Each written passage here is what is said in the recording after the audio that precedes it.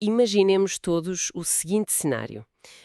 Algo que é incrivelmente banal, mas que é perfeitamente capaz de arruinar uma tarde inteira. Escrever uma simples mensagem de texto. Ui, já estou a adivinhar por onde isso vai. Pois, quem nunca, não é? Escrevemos ali uma primeira versão, mas depois ao reler, parece que soa demasiado entusiasmada. Então apagamos tudo. Claro, não queremos parecer desesperados. Exato. E tenta-se novamente, agora com um tom assim mais casual. Mas a nova versão soa terrivelmente forçada, pá, quase fria. E o cursor fica ali, a piscar.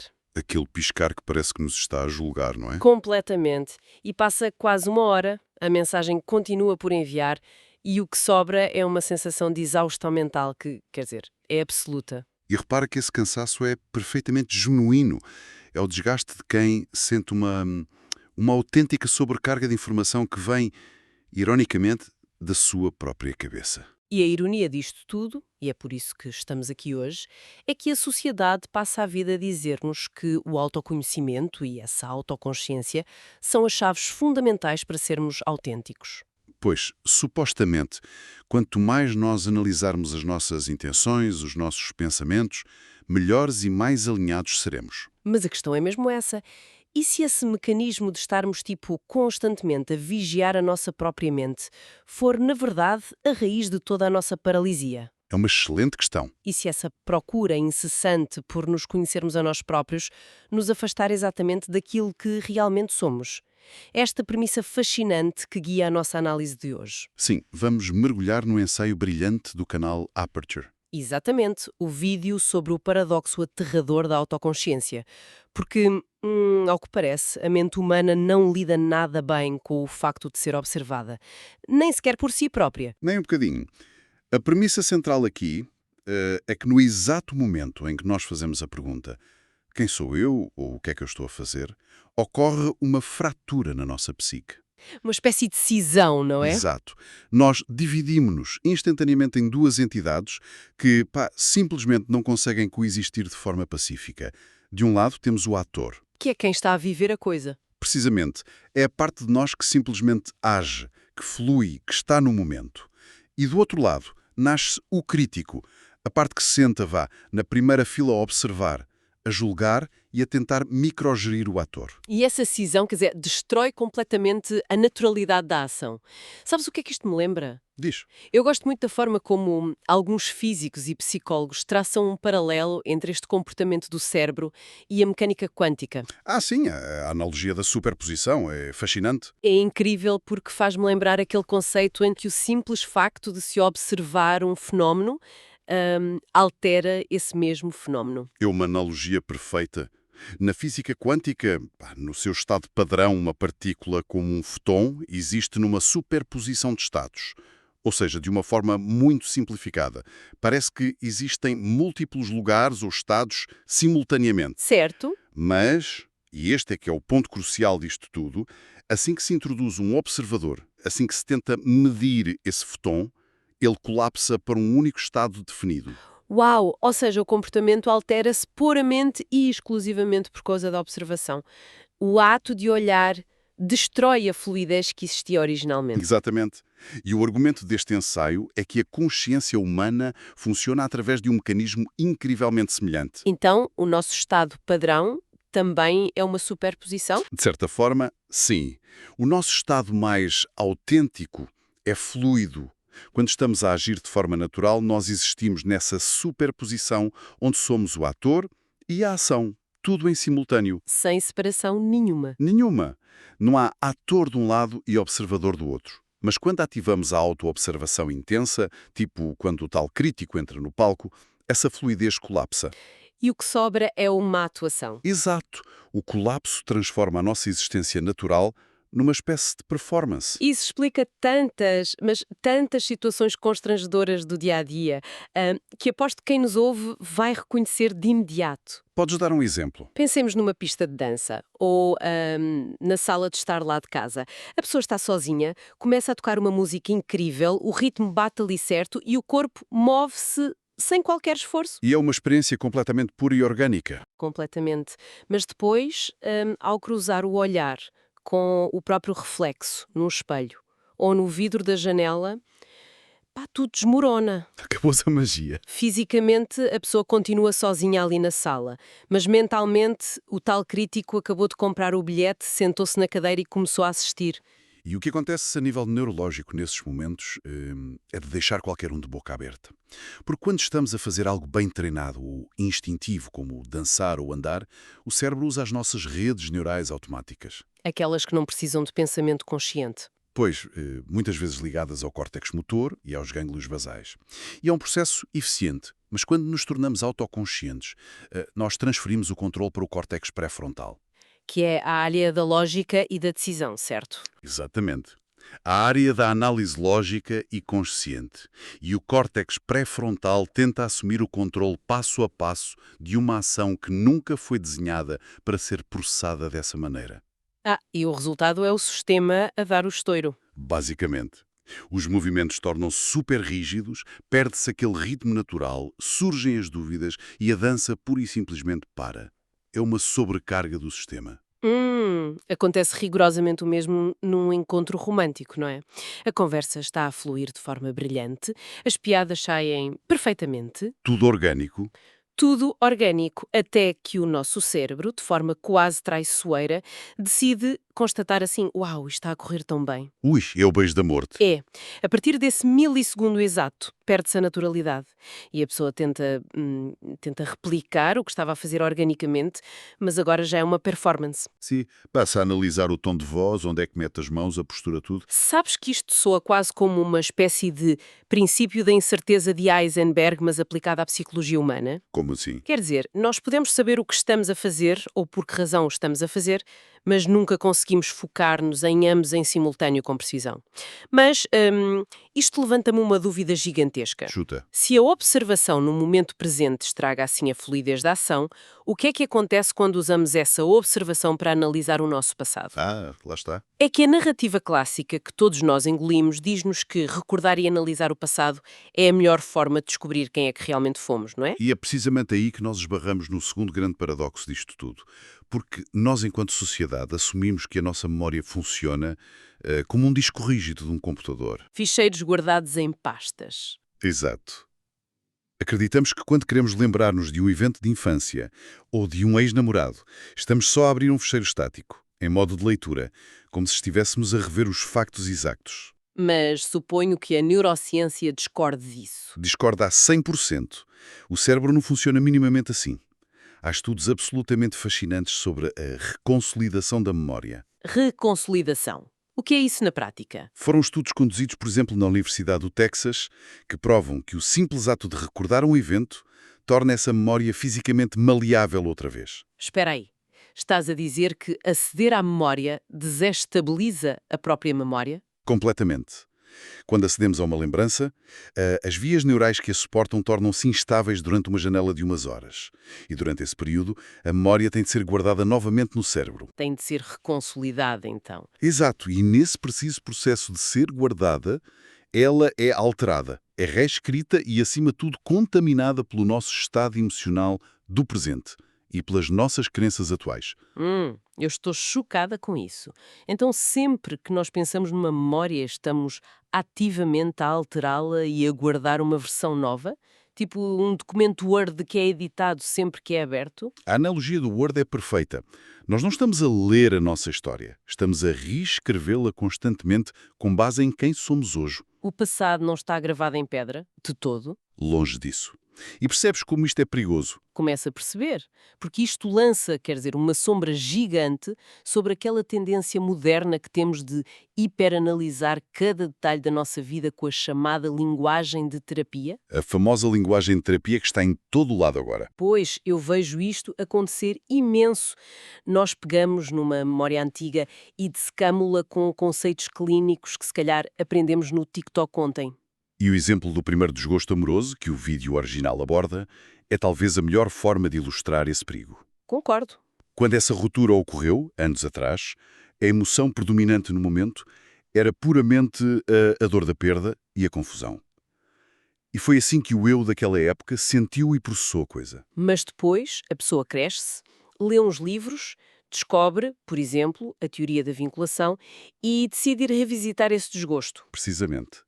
E ao abrir essa memória do desgosto, altera-a. De repente, a ex-parceira já não é apenas alguém que foi embora. Passa a ser classificada com um rótulo. Exato. Leva com o diagnóstico de ter um estilo de vinculação evitante e a própria pessoa olha para si e diz: "Ah, eu tinha um estilo ansioso. A dor original, que era confusa e real, é empacotada em gavetas clínicas." E o pior é que a reescrita nem sequer fica por aí, pá. Não, Não, porque uns anos mais tarde essa mesma pessoa pode mudar a sua perspectiva do mundo, pode adotar valores do feminismo ou focar-se na igualdade de género e reescreve a memória mais uma vez. assim começa a olhar para o seu próprio comportamento no passado de forma diferente. Exato. Lembra-se que na altura pediu à parceira para não aceitar um trabalho no estrangeiro. E a narrativa muda de novo. Passa a ser, uau, eu estava a impedi-la de crescer, eu fui tóxica e controladora. E repara bem no que está a acontecer nesse processo.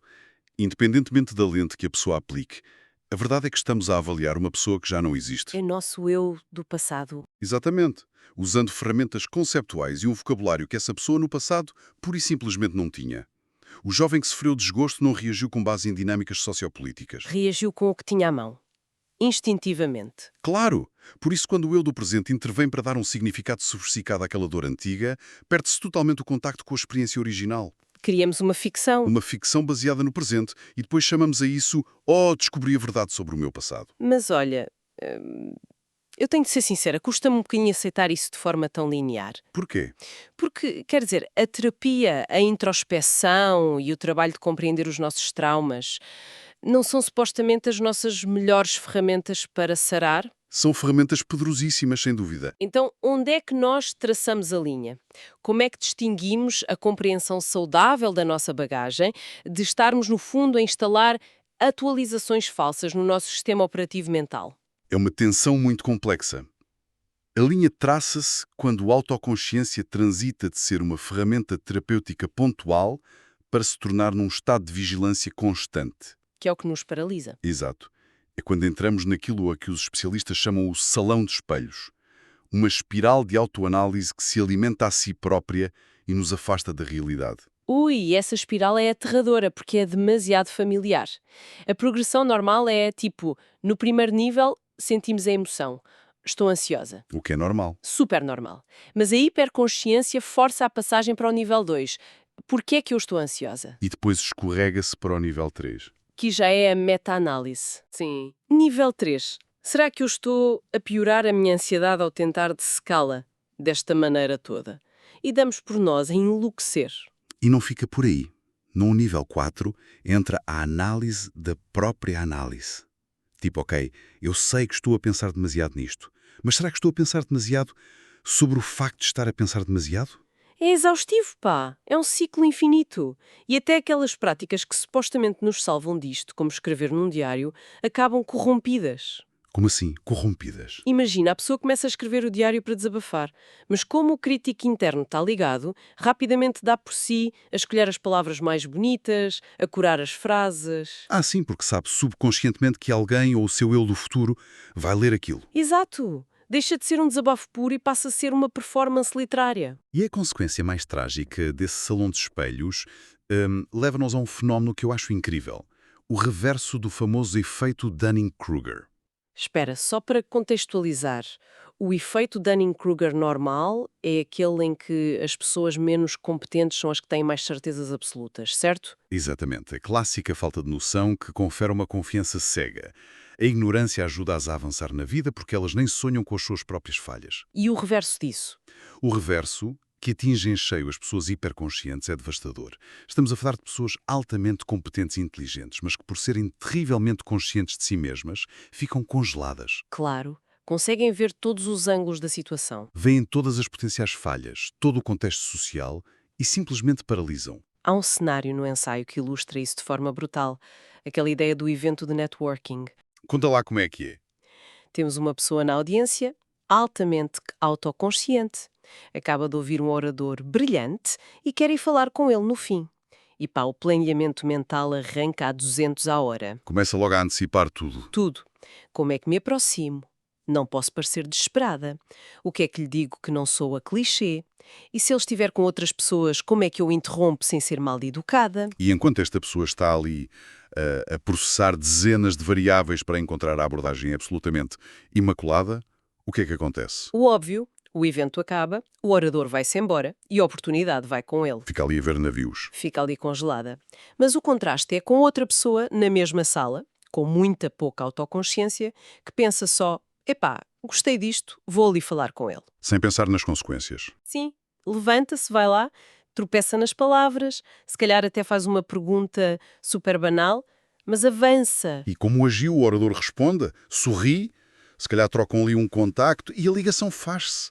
A ação imperfeita e meio atabalhoada atropela completamente a inação perfeita. É isso mesmo. A metáfora que eu acho que descreve isto da melhor forma é que o vida não é um jogo de xadrez para ser matematicamente calculado. É uma dança. Uma dança contínua, pois. E quem não tem aquele crítico interno aos gritos, vai tropeçar, vai pisar os pés ao outro, mas continua em movimento pela pista. Continua em contacto com a realidade, estás a ver? Enquanto que o indivíduo hiperconsciente vai passar a música inteira encostada à parede do salão, a ensaiar o passo perfeito mentalmente. E quando ganha coragem, as luzes acenem. Acendem-se as luzes e o salão já está vazio. E sabes que isto liga-se diretamente a uma armadilha perigosíssima de que sofremos muito hoje em dia, que é a adoção de rótulos permanentes. Ui, os rótulos, isso daria um episódio inteiro. Quando nós não conseguimos dançar e ficamos ali encostados à parede, tentamos justificar isso perante nós próprios. E como é que o fazemos? Agarrando-nos a narrativas clínicas que nos desculpem. Expressões tipo eu tenho ansiedade ou eu sou um sobrevivente disto e daquilo. Exato. E atenção, num primeiro momento, descobrir esse vocabulário é um alívio enorme, Parece que nos tira um peso dos ombros, né? Dá-nos uma justificação. porque o cérebro odeia a incerteza. Ter um rótulo traz paz imediata.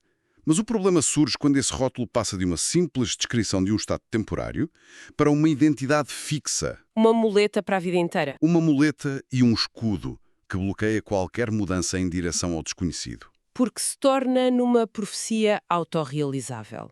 Se eu digo que sou uma pessoa ansiosa, em vez de dizer que estou a sentir ansiedade agora, a minha vida passa toda a ser filtrada por aí. Exatamente. Se te convidarem para jantar, a resposta passa a ser a minha ansiedade não permitir. A ansiedade deixa de ser um obstáculo temporário e passa a ser tipo o CEO da minha vida. Mas sabes, isto nem sequer se aplica só à saúde mental profunda. Aplica-se a coisas banais. Por exemplo, Aquela clássica crença do secundário. Não tenho jeito nenhum para a matemática. o clássico das letras versus ciências. Sim, o miúdo de 14 anos tem dificuldade com uma equação. O cérebro internaliza o rótulo para evitar a frustração. E aos 40 anos essa pessoa continua a recusar olhar para as próprias finanças. Porque carrega o rótulo de que não é uma pessoa de números. Exato. Estamos a amputar o nosso futuro com base num diagnóstico manhoso feito há décadas. Nós não somos estáticos. A pessoa que eu era há 10 anos seria uma estranha para mim hoje. Completamente de acordo. Mas, isto leva-me a uma questão que confesso me deixa um bocadinho irritada. Vamos a isso. Se esta hiperconsciência nos bloqueia tanto, como é que nós chegamos aqui? Quem é que lucra com a nossa paralisia e com as nossas crises às 3 da manhã? É a pergunta de $1 milhão. Literalmente. Porque se analisarmos bem a máquina da nossa economia digital e toda a indústria do tal autoaperfeiçoamento, Que é gigantesca. é monstruosa e essa indústria apercebeu-se de que o nosso sentimento de inadequação é um dos ativos mais rentáveis de sempre.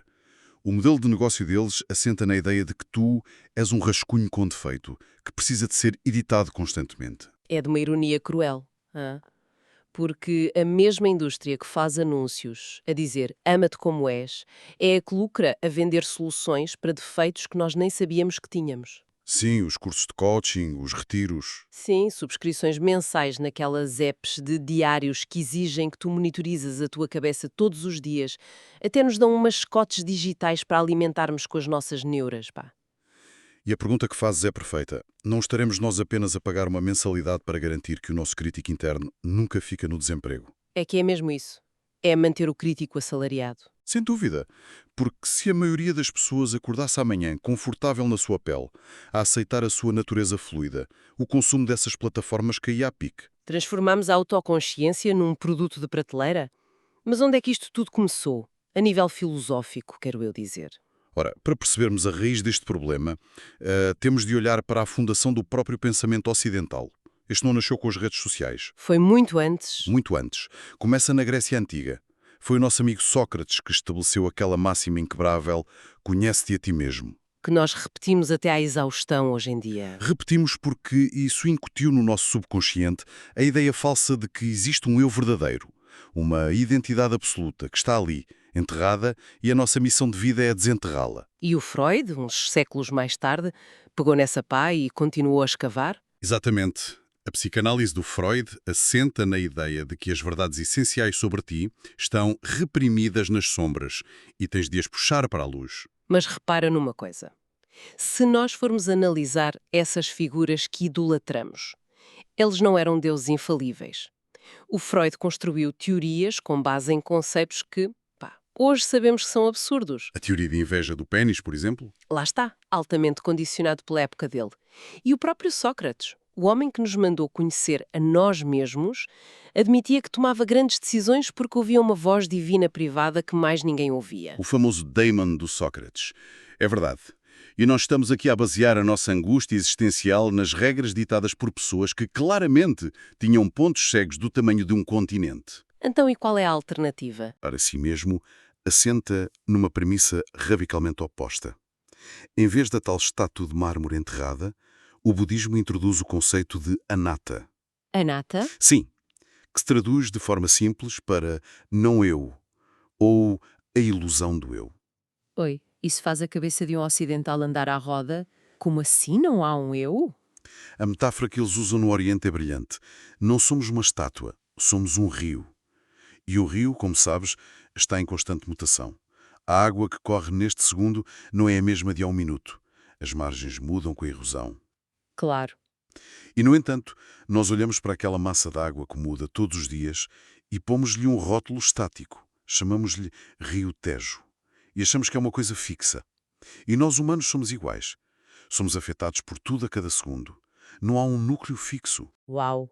Isso muda a perspectiva toda sobre coisas como mindfulness. Nós cá no Ocidente importamos a atenção plena para nos ajudar a focar, para o eu ficar mais calmo e sermos super produtivos no escritório. E essa é a grande tragédia da nossa cultura. O mindfulness, na sua origem, não foi criado para acalmar o eu. Foi criado precisamente para constatares, através do silêncio, que não existe um eu isolado para acalmar. Que loucura! Nós pegamos numa prática que serve para dissolver a ilusão do ego e transformá-la numa indústria desenhada para otimizar o ego. É fascinante e deprimente ao mesmo tempo. Isto recorda-me logo aquela história fabulosa do filósofo taoísta. O Zhuangzi. O sonho da borboleta, sim. Exatamente. A história em que o Zhuangzi adormece e tem um sonho super vívido em que é uma borboleta, ali a voar livre, sem sequer o que é ser humano. E quando acorda abruptamente. Quando acorda, dá por si num dilema engraçadíssimo. Não sabe se era um homem chamado Zhuangzi, que tinha acabado de sonhar que era uma borboleta, ou se é agora uma borboleta a sonhar que é o Zhuangzi. Para um ocidental moderno, isto era motivo para abrir de imediato uma subscrição na tal aplicação de saúde mental e ter uma crise existencial. Completamente. Nós íamos ficar, meu Deus, eu tenho de descobrir a verdade absoluta sobre mim. Mas a resposta do filósofo chinês não é tentar resolver o puzzle. Ele pura e simplesmente encolhe os ombros. Aceita a incerteza. Aceita a fluidez com um alívio gigante. Ele percebe que a obsessão por encontrar uma identidade rígida é a nossa maior prisão. É isso. Quer dizer, se nós descartarmos a ideia de que é um eu sólido para ser encontrado, a angústia simplesmente evapora. Não há problema nenhum para ser resolvido na nossa cabeça. E essa é a grande conclusão a que chegamos ao cruzar estas diferentes áreas, da física à filosofia. O paradoxo dita que a única forma viável de nos encontrarmos é perdermos. É contraintuitivo, mas faz todo o sentido. A solução não passa por dissecar infinitamente o passado. Não. A solução passa por agir, assumir o risco e virar o foco para o exterior, expandir ativamente o nosso conhecimento para fora da nossa mente. Aprender novos ramos da ciência, estudar uma língua, dedicar-nos a compreender outras pessoas. É esse engajamento genuíno com o mundo exterior que vai criar uma competência silenciosa que vai finalmente calar o nosso crítico interno. Sem dúvida. A identidade revela-se quando nós nos esquecemos de olhar para o espelho, pá. Quando começamos só a dançar e deixamos de atuar para uma plateia imaginária. Para quem sofre daquela fatiga de decisão que falámos no início, acho que esta análise é um alívio, porque a resposta não está num novo teste de personalidade no telemóvel. E com tudo isto em cima da mesa, quero deixar uma última provocação para quem nos esteve a ouvir. Força! Se já vimos hoje que a nossa mente reescreve ativamente as memórias a cada momento e que o nosso eu flui como um rio em constante mutação, talvez a derradeira forma de autoconsciência não seja tentar descobrir quem nós sempre fomos no passado. Mas sim ter a ousadia de escolhermos quem vamos ser. Exatamente.